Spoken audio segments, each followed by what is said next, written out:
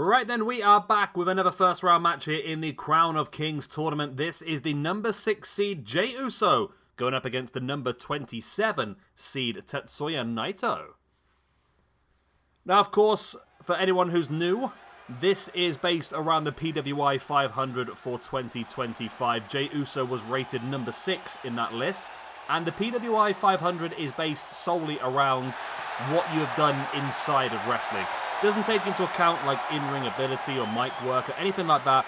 Doesn't matter at all. It's all down to what you have achieved within wrestling. And Jey Uso won the Royal Rumble in 2025, went on to win his very first World Championship at WrestleMania, so he fully deserves to be in this list, no matter how much I'm not a fan.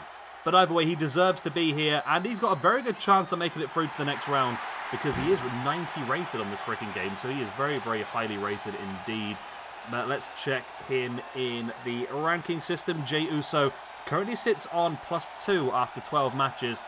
I've got a feeling those are all tag team matches. I don't think I've really used the Usos much as single stars, but this is his opportunity to showcase what he can do. And as I said, the winner of this tournament will get a guaranteed opportunity at the SWE World Heavyweight Championship next week.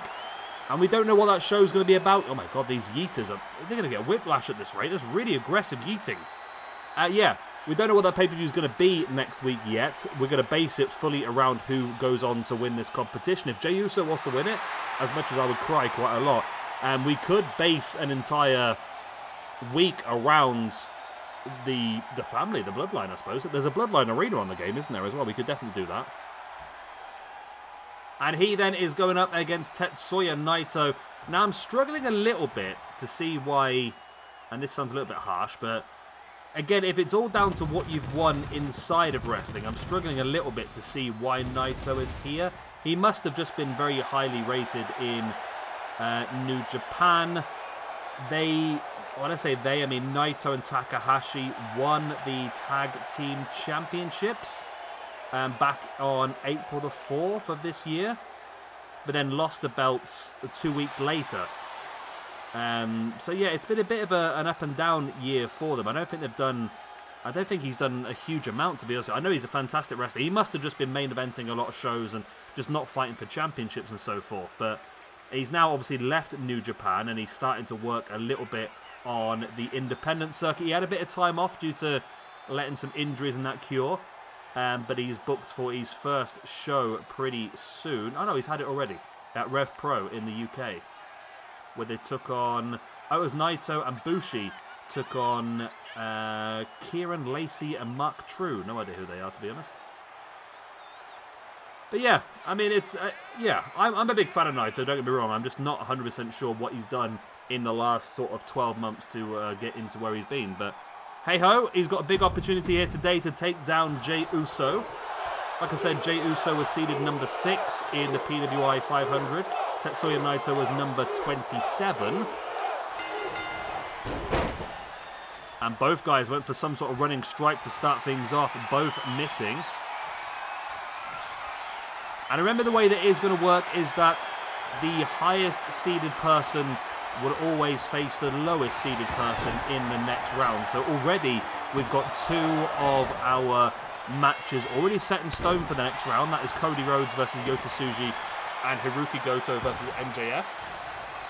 If Jey Uso is to win here, he will be guaranteed a match in the second round against Vikingo, which is a winnable match, to be honest, for Jey Uso. Vikingo is a very, very good wrestler indeed, but I think Jey Uso is probably rated a little bit higher on this game. And of course, if it is Naito to go through, we don't know yet who we'll be facing off against, but there's some big names still to come. I mean, just today alone, our next match after this will be Swerve Strickland versus Ozawa. Ozawa, someone I don't think we've ever used before from Pro Wrestling Noah. We've got Seth Rollins versus Masha Slamovich later on today as well, the only woman to make it into the top 32. Mystico versus Bron Breakker is another fun one. And Will Ospreay versus Mascara Dorada. That's all today. There's going to be some cracking matches there. So if you're not already, make sure you are subscribed, because we're going to be in for some fun. I just realised that it's quite late and I'm only just recording these now, and I've got 6 to upload today. So they're going to be coming pretty thick and fast. I think every hour on the hour is what you're going to get. And you have to deal with it. So apologies. Naito now with a boot into the gut of Jey Uso.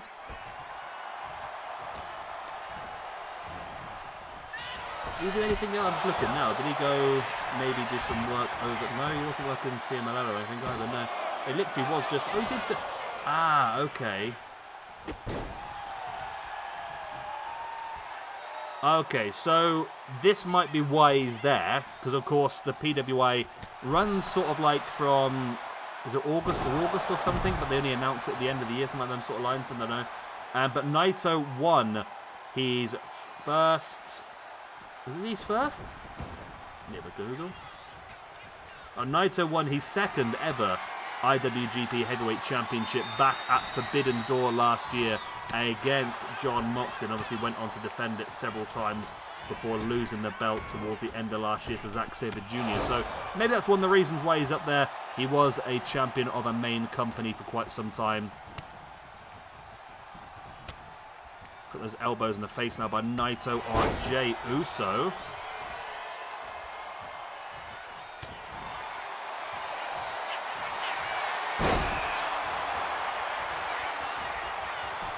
And now locking in with the Boston crowd, which look as well, maybe it was because they did really well in the 2024 World Tag League towards the end of last year as well, teaming alongside Hiromu Takahashi.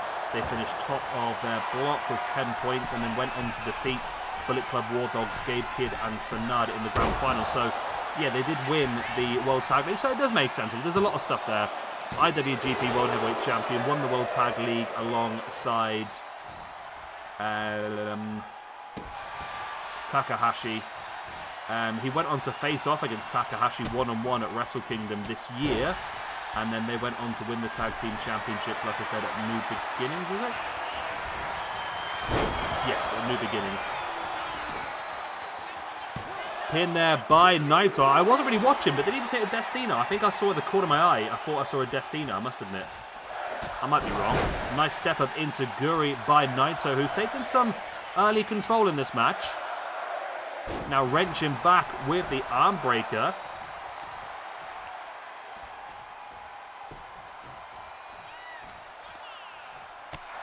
Naito now trying to bring Uso back up. Uso caught him with a strike in the gut, and now looking for the backdrop. Naito flies out the back.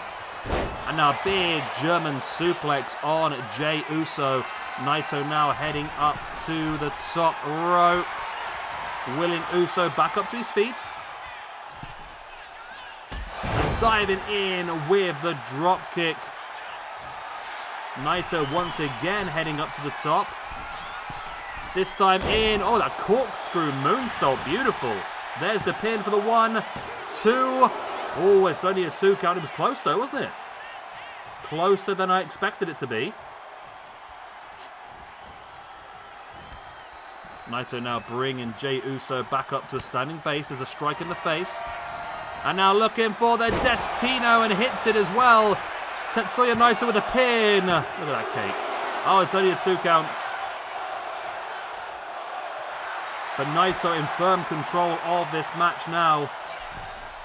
Springs over the top, looking for the drop kick. Jey Uso able to slap him out of the way.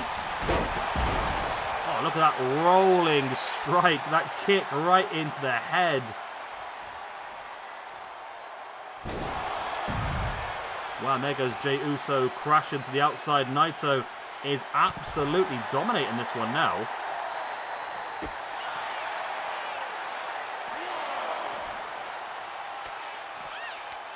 Uso trying to catch Naito. Naito fighting back with the strikes into the guts.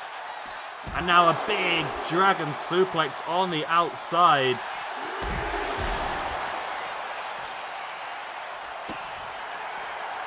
Now, if this does end in the count-out, of course, the match will end, obviously.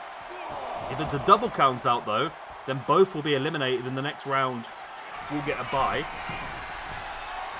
As Naito now once again up onto the corner.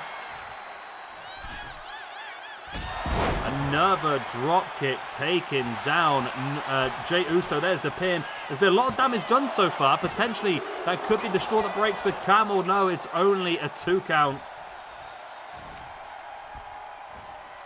Naito now brings Uso back up There's a strike in the face. Naito got caught with the elbow, and there's the spear by Jey Uso out of nowhere. There's the pin on Tetsuya Naito.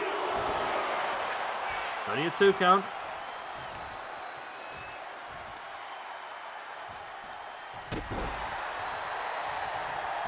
Jey Uso, though, now in control.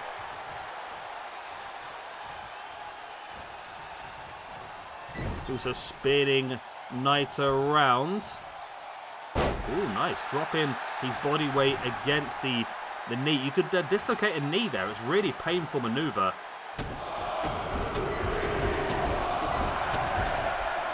Those boots right into the chest by Jey Uso on Naito. There's the pin for the 1, for the 2. Only a 2 count.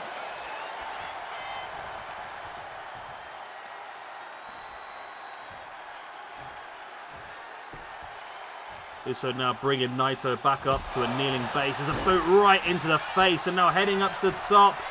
Is he going to go for the big Uso splash? No, he's not. There's the big crossbody instead.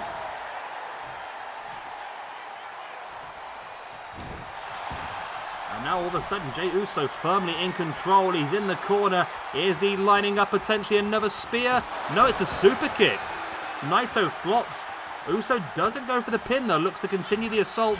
Taking Naito up in with the backdrop neckbreaker. There's the pin. There's the 1. There's the 2. And there's the 3. Jey Uso is moving through to the next round, and Jey Uso now guarantees himself a match against El Hijo del Vikingo.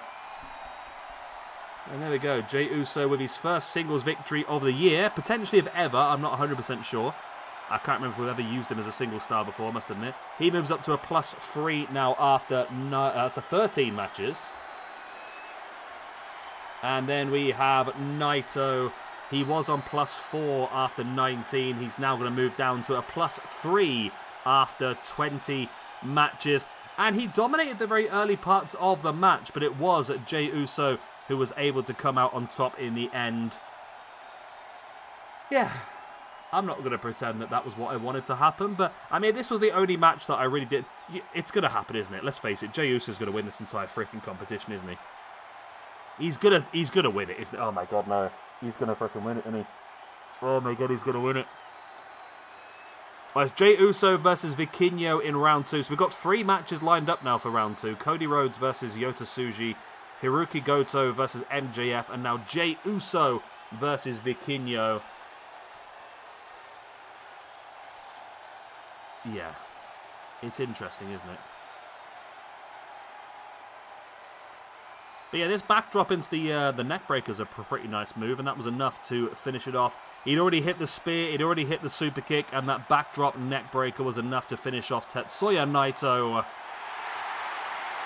I'm just thinking that's a potential match we can do in the future, you know. If depending on what we're going to end up doing next week, we could just literally continue on and do like a week around the PWI, just putting some of the highest rated people around and just face off against each other maybe, but I'm just thinking we could do the Usos versus Takahashi and Naito at some point.